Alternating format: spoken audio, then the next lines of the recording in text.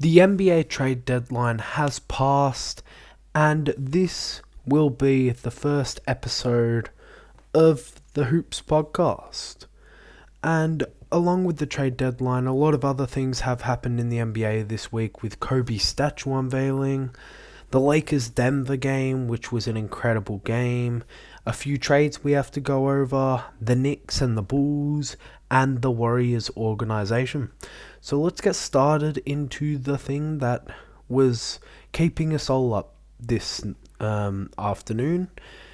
The NBA trade deadline. First trade I want to have a look at, which was somewhat relevant, was the Sixers and the Pacers trade. Buddy Hield goes to the Sixers, and the Pacers get Furkan Korkmaz. He gets his wish at getting a trade away, and Doug McDermott. They also get 2 more second round picks. Good trade for the Sixers, but with Joel Embiid out, they are going to have to try hard. Joel Embiid is a phenomenal player, and without him, I don't see how they'll even stand the playoffs. I think they'll drop into the play-in, and Joel Embiid will need to be back for those games. Moving on, the next deal that I want to highlight is the Suns getting Royce O'Neal and David Roddy. Royce O'Neal is an incredible player.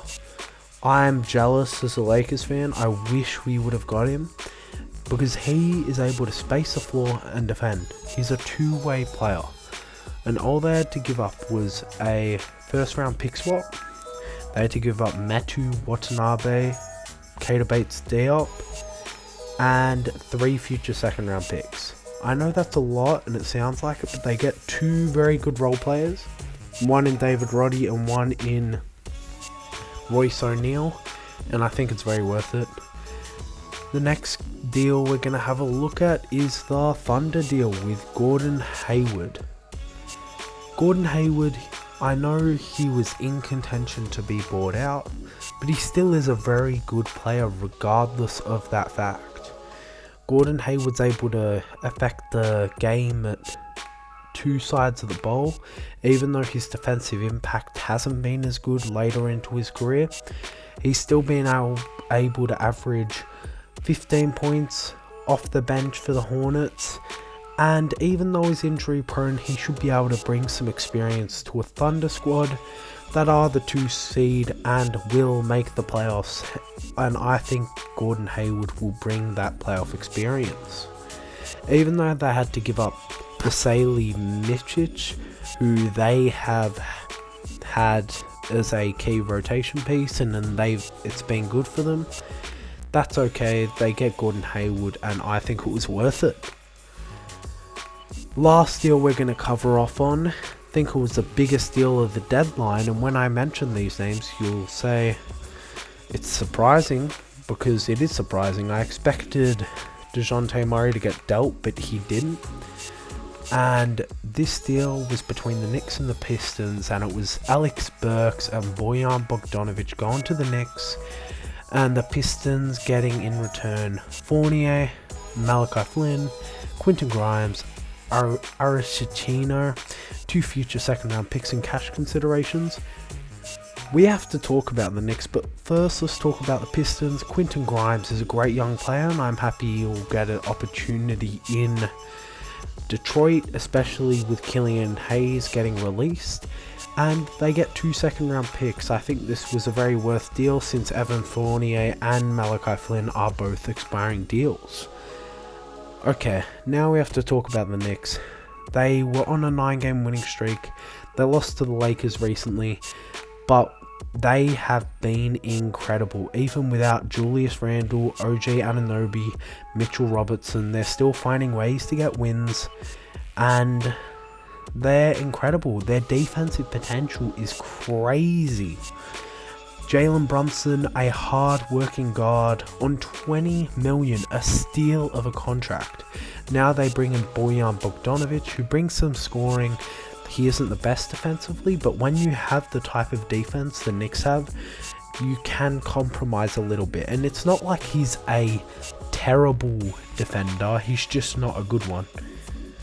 Alec Burks, not a good defender either, but a knockdown 3-point shooter, which should help the Knicks with the losses of Emmanuel Quickley, RJ Barrett and Quentin Grimes.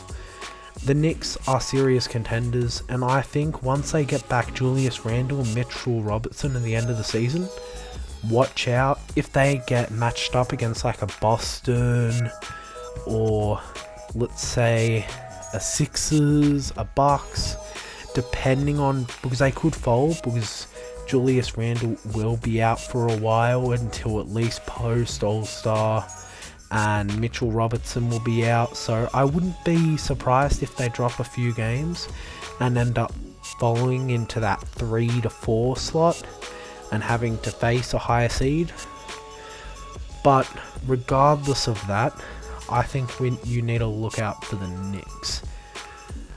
The reason this deadline was quite boring was because sellers' prices were way too high. If you guys didn't see, Andre Drummond was requiring 3 seconds or a first, which is crazy. Alex Caruso was untouchable.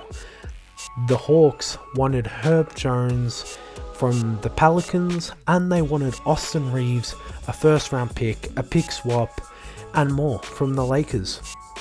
So why was sellers' prices sellers' price too high? It's because there weren't a lot of buyers. That is a key thing that needs to happen when you are at the deadline. You need sellers and buyers, but because of the play-in tournament, it's causing this disparity in every team thinking, if we make it to the playoffs, then we can earn a little bit of cash. So everybody's still in the hunt because of the play-in tournament. As I said, the Bulls, they had DeMar DeRozan, Zach LaVine, Alex Caruso, and Andre Drummond, and they didn't sell any of them. And fair enough on Alex Caruso, fair enough on Zach LaVine, but you needed to sell Drummond and DeMar DeRozan. Unless the Bulls know something we don't, then they've made a grave mistake, as the Bulls are struggling at the moment. They're not a very good team. They're 23-27, and on top of that, the Bulls have 2 expiring salaries in DeMar DeRozan, and DeMar DeRozan doesn't want to re-sign because they haven't been able to come to a money figure. If you haven't watched Kenny's Beecham's podcast, well, not even his podcast, it's just his video on the Kenny For Real channel, I'll link it below if I remember to, but he will talk about that a lot and he goes on a rant about it. But even as a fan who doesn't follow the Bulls, I'm mad and frustrated for Hawks fans. I meant Bulls fans, because they needed to sell everybody. They needed to sell Caruso, they needed to sell DeRozan and Drummond. They just need to start the rebuild. They have a gem in Kobe White.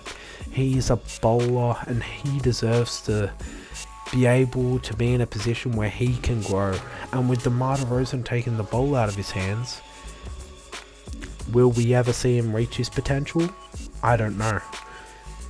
It's going to be a hard road for the Bulls from here, because I don't think they'll get anything back for Drummond or DeRozan. None of them will re-sign, and I don't think you'll be getting 2 firsts for Caruso. Maybe you'll get a first, but I think it's more likely that at the next year's deadline you'll probably just get seconds.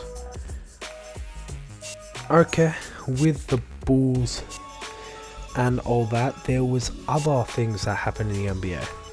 What were those other things? Kobe's statue got revealed, which was crazy. Honestly, I'm so happy for the Lakers organization and that Kobe statue. It's incredible. It's of the 81-point game. Pau Gasol was there. Luke, what's his name? Well, whole bunch of Lakers players and Lakers head coaches were there just to support it. It was a real good sense of community and coming together in the Lakers fandom, and it was really nice to see that Kobe statue and just something we can remember him. because he was an incredible player. And based on that statue, it was based on an 81 point game. There's only been 2 people to do it, and one of them we don't have footage of. So this is a very important statue, and they're going to be putting up 3 of them. But what game happened straight after it? Lakers Denver. I want to delve into that for a moment. The Lakers and this Denver matchup was honestly insane. I was watching it first quarter, a great first quarter. Nuggets kept getting up, the Lakers kept fighting back. Anthony Davis was dominating Jokic early on, causing him to turn the ball over 3 times. Even though Jokic had 4 assists, AD had like 10 points in the first quarter to Jokic's 4 and 4 assists on 3 turnovers. The Lakers got the Denver Nuggets to turn the ball over so many times in that first quarter. I think it was 5 times. And despite that, they weren't hitting their shots. They were shooting at a 40% clip, and they were shooting the 3 ball at a low clip as well. And with that, it means you're probably not going to win the game. And that's what we saw happen. We saw the Lakers slowly start to drown as the lead got out to 15 points at one stage, and it wasn't looking pretty, as Denver just was so impressive. Michael Porter Jr. got hot early in the game. He put up 27, I think, tonight. And he was incredible. 11 to 20 from the field, 4 of 7 from 3. Jamal Murray and his over-the-top shot making is incredible, but we'll save that for later. But then, something sparked in the Lakers. Halftime, Max Christie rolls his ankle. They're down to a 7-man rotation. Old Lakers fans are like, ugh, we're without D'Lo, without Gabe Vincent, we're without Vando. We're going to get blown out by 30 here. But not tonight. Not when the statue is being unveiled. With this 7-man rotation and Skylar Mays chipping in, the Lakers were managed to claw their way back. They never actually took the lead, but they drew level about 5 times, and in that third quarter they got it within 6, and that was enough. That was the closing distance that they were able to close with. And Anthony Davis, at the end of that third term, was incredible. Carried them. He ended the game with 32 points, 14 of 27 from the field, 3 3-pointers, 4 of 6 from the free throw line, 9 boards, 3 assists, 3 steals, and 4 blocks, 7 stocks. Do you understand how crazy that is? He dominated throughout the night. And we go into the fourth quarter, and as a Lakers fan, I had a bit of optimism like anyone would. And we started off the quarter pretty well. We went on a little bit of a run to start the quarter. We get it back to 86-88, but then DeAndre Jordan makes a tip shot, and we have to talk about the efforts of this man. Jackson Hayes and his efforts on the offensive glass, with Skylar Mays and his efforts as well, as someone who's a two-way player. We didn't expect it, and he helped fill the void of Max Christie as he used his dribble penetration to get to the cup and try and force some stuff for the Lakers. He forced it, and Jackson Hayes kept finishing. He ended up finishing the game with 10 points in 10 minutes, I believe.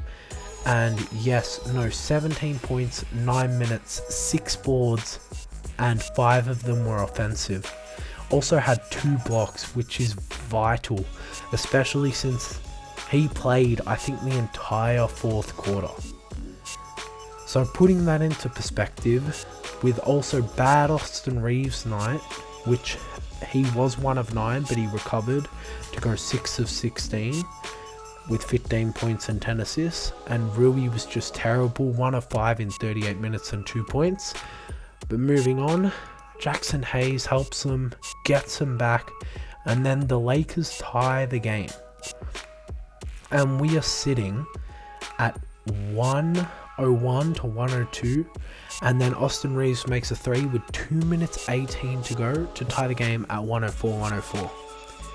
We thought the floodgates were going to open. We thought the Lakers would make a comeback. But then Jamal Murray goes down the other end of the floor, hits a 3. And we think, okay, we're still in it. We're only down by 3. But then LeBron misses a layup. Jamal goes down the other end, makes another floating jump shot because of an easy assist from Jokic. It wasn't a direct assist, but you just watch what he does there and the attention he brings. And then 1:32 left on the clock. Austin Reeves misses a 3, and you're still in the game technically as it's 5. It's a 5-point game with 1 minute and 20 seconds on the clock, but you needed it. But then Austin Reeves goes to help. Michael Porter knocks down the 3, and the game was over. That was it. The game ended 106 to 114, even with the Lakers' effort to get back in it. But honestly, it shows us how good the champs really are. It may be offensive to the champs, but honestly, I thought the Lakers were going to win it there. But the champs continued to show us why they are the champion favourites. They're finishing down the stretch. How they can effortlessly get a bucket is honestly insane. Jokic, a magnificent player, 24 points for him, and it wasn't a good night. He was 9 of 20. He wasn't as dominant, but the gravity he has, 13 boards, 9 assists, even with the 6 turnovers. He was a plus 10 on the night. It was incredible. Then we talk about Jamal Murray. Not an all-star this year. Everybody expected him to take the leap, but he still had 29 points, 12 of 25, 5 of 9 from 3, and 11 assists. Nobody's talking about Jamal Murray, and I think the Nuggets will win another championship.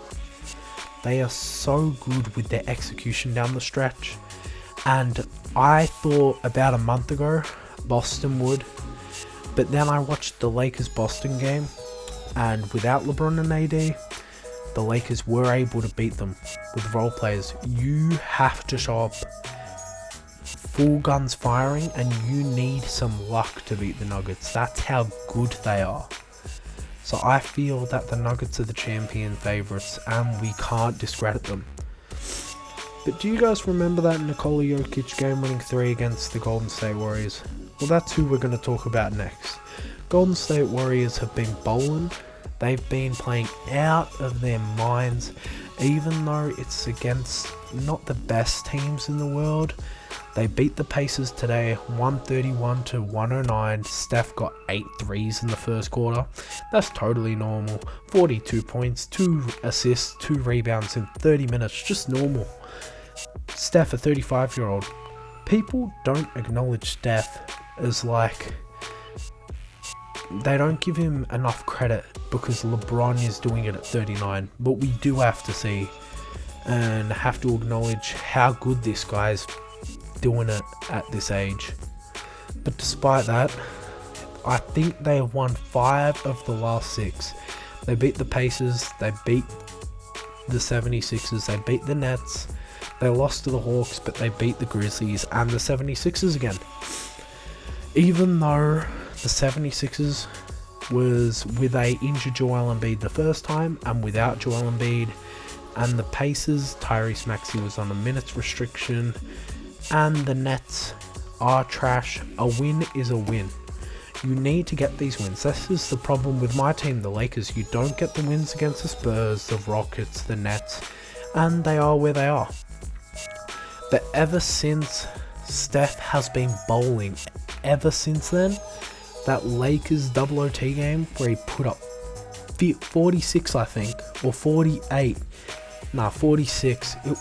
He's been crazy, by the way. If I get his stats up over the last 5 games, it'll be averaging like 35 because he put up 60 against the Hawks. But regardless of that, Draymond's come back. He's been astonishing. Kuminga has been a revelation for the Warriors. And Klay Thompson and Wiggins are finding a bit of form. The other night, against the 76ers, I watched Wiggins and he looked incredible. 21 points on great efficiency. Golden State's leading scorer. Take that in. Steph Curry couldn't get it going. 9 points. Draymond Green, 4 points. Klay Thompson, 18 points. And this is my point. These players are heating up. The Warriors are heating up. And you need to watch out for them because they can still be a big factor in this year's NBA playoffs. And as I said, Steph was having an outrageous run. And people have kind of discredited him because of Shea and Luka. But he's still a top 5 player, man. You can't discredit the best shooter of all time. I know Luka's good. I know Shea's good. But Shea hasn't shown it in the playoffs. Luka has. He got him to the Western Conference Finals, so I'll give him his props.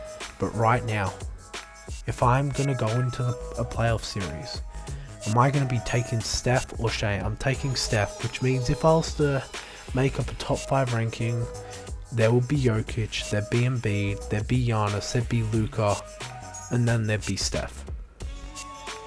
He's still a top 5 player for me. You guys tell me what you guys think. Is he still a top 5 player? And if you're interested in watching another video, I have a video on how the Lakers beat the Celtics. Click right here.